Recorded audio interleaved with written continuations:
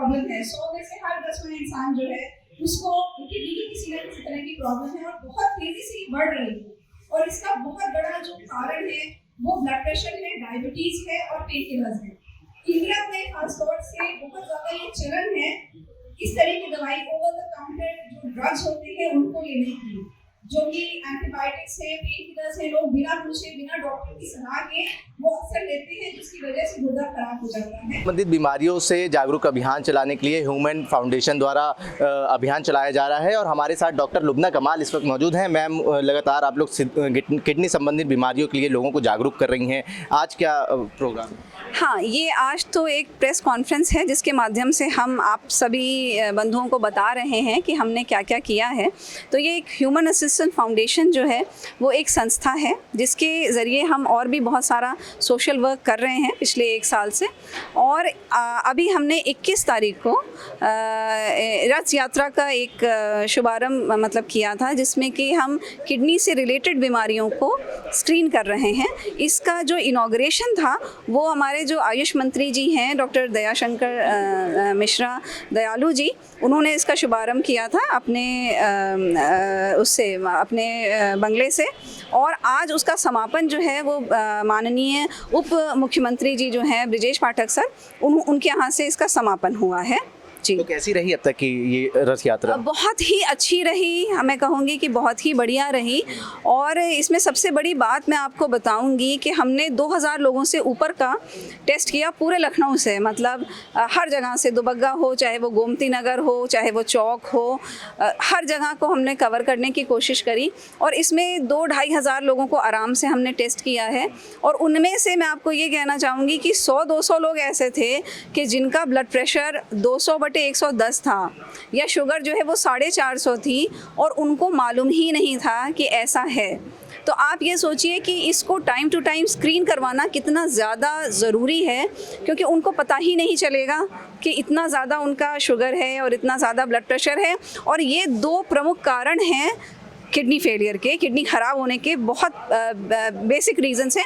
तीसरा जो है वो पेन किलर्स हैं, जो कि हमारी जो भारत की जो जनता है वो लेती है। तो अगर इन 3 चीज़ों पर एक रोक लग जाए, इनकी स्क्रीनिंग हो जाए टाइम टू टाइम, जो कि हमने ज्ञापन आज दिया है उप मुख्यमंत्री जी को भी दिया है और जो फाइनेंस मिनिस्टर हैं सुरेश खन्ना जी, उनको भी दिया है कि छोटा सा बजट इसके लिए एलोकेट कर दें वो, कि ये स्क्रीनिंग टाइम टू टाइम लोग करवाते रहें फ्री ऑफ कॉस्ट। क्योंकि हमें जैसे 100 रुपये पड़ा है तो मतलब सरकार को और सस्ता पड़ेगा और कम पड़ेगा, तो मगर उससे जो डायलिसिस का लोड है, क्योंकि सरकार करोड़ों रुपया डायलिसिस और ट्रांसप्लांट के लिए दे रही है, तो वो बहुत ज़्यादा घट जाएगा और लोगों की, मतलब हम हज़ारों लाखों लोगों की मैं कह सकती हूँ कि जान बच सकती है इससे।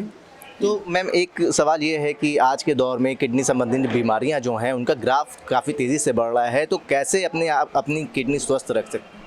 देखिए, सबसे बड़ा उसके लिए ये है कि ब्लड प्रेशर जो है वो काबू में रखें। ब्लड प्रेशर जो है वो टाइम टू टाइम चेक करवाना, अगर हाई रह रहा है तो हफ्ते में 1 बार चेक कराना या 15 दिन में 1 बार चेक कराना, और अगर नहीं भी है तो भी 2-3 महीने में 1 बार ब्लड प्रेशर ज़रूर चेक कराएं। 5 मिनट से भी कम लगते हैं और हार्डली कोई उसमें पैसा लगता है। तो बीपी को अपना कंट्रोल रखें, और दूसरी चीज़ जो है वो शुगर को कंट्रोल रखें।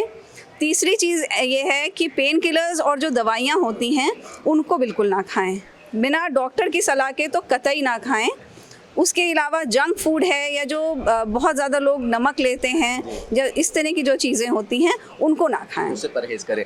अभी नवरात्र भी ख़त्म हुए हैं और अब रमज़ान चल रहे हैं, रोज़े चल रहे हैं। कुछ हमारे जो व्यूवर्स हैं उनको क्या सलाह देंगे, क्योंकि लोग अक्सर कोल्ड ड्रिंक से रोज़ा खोलते? बहुत ही गलत है। मेरे पास बल्कि एक पेशेंट ऐसे हैं जिनका कि ट्रांसप्लांट भी हो चुका है, लखनऊ के ही पेशेंट हैं, और लखनऊ में लाइव केस मैंने उनका प्रेजेंट किया था अभी कुछ दिन पहले, एक इंटरनेशनल कॉन्फ्रेंस थी नवंबर में। तो वो एक ऐसा केस है जिसका कि गुर्दा ख़राब हुआ कोल्ड ड्रिंक की वजह से।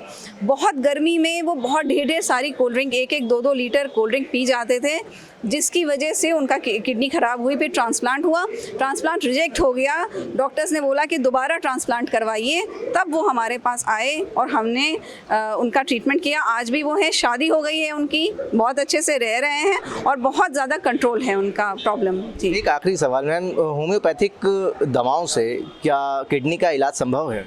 बिल्कुल संभव है। देखिए किडनी जो है अगर 70% या 80% डैमेज हो गई है तो पूरा का पूरा ऐसा नहीं है कि वो रिवाइव हो सकती है, ऐसा नहीं है बिल्कुल भी।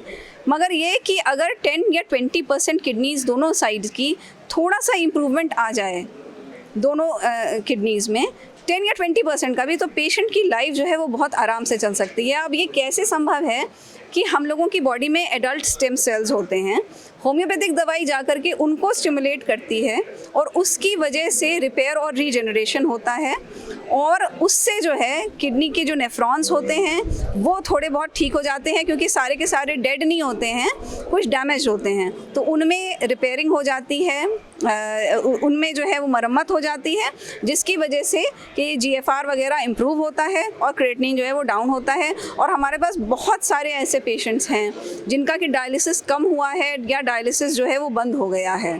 तो डेफिनेटली होम्योपैथी में बहुत अच्छा स्कोप है ट्रीटमेंट का। बहुत बहुत शुक्रिया। Thank you. हमारे साथ वरिष्ठ चिकित्सक होम्योपैथ की डॉक्टर लुबना कमाल मौजूद थी।